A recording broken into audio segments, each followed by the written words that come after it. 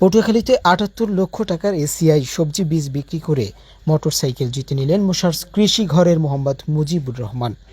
সোমবার ২০ মে সকালে পটুয়াখালী পৌরসভার ৮ নং ওয়ার্ডের হেতালিয়া বাদঘাট এলাকায় এক জমকালো অনুষ্ঠানের মধ্য দিয়ে মোটরসাইকেলটি হস্তান্তর করা হয়।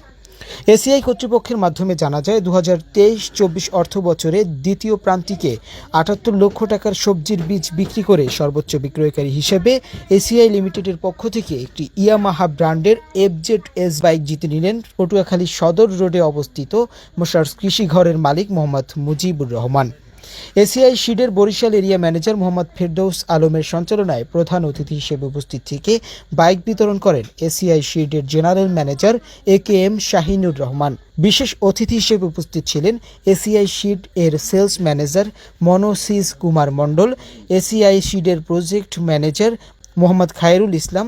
এছাড়াও জেলার বিভিন্ন ডিলার, গণমাধ্যম কর্মীরা ও স্থানীয় কৃষকরা উপস্থিত ছিলেন।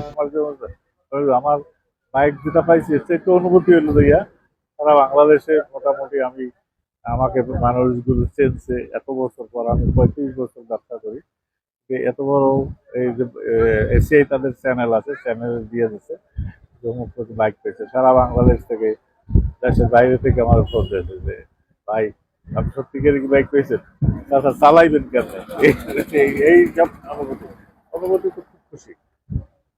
বাইক পাওয়াতে আমি খুব খুশি। আমাদের সারা বাংলাদেশে প্রায় ১,০০০-এর অধিক ডিলার আছে।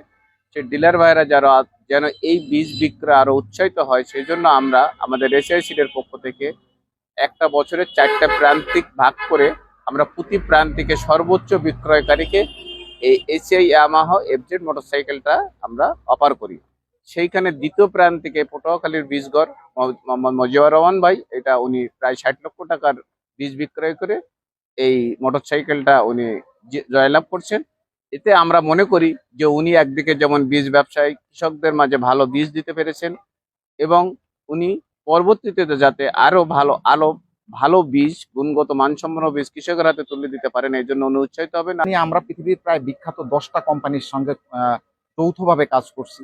সেটার আওতায় আমাদের টমেটোর বীজ এসছে, আমাদের তরমুজের বীজ এসছে, আমাদের কাছে মরিচের বীজ আসছে 2টা ভ্যারাইটি, যেটা জাপানের একটা বিখ্যাত কোম্পানি থেকে, আমরা তাইওয়ানের একটা বিখ্যাত কোম্পানি থেকে মোলার বীজ নিয়ে এসেছি। আমাদের ইন্ডিয়ান কিছু কোম্পানির সাথে আমাদের বড় ধরনের কোলাবোরেশন আছে, যেখান থেকে আমরা ঢেঁড়স বীজ নিয়ে আসছি, যেগুলো খরা এবং লবণাক্ততা সহিষ্ণু। অনেক ক্ষেত্রে অতিরিক্ত তাপমাত্রা যদি হয়, সেখানেও ফসল ফলানো সম্ভব।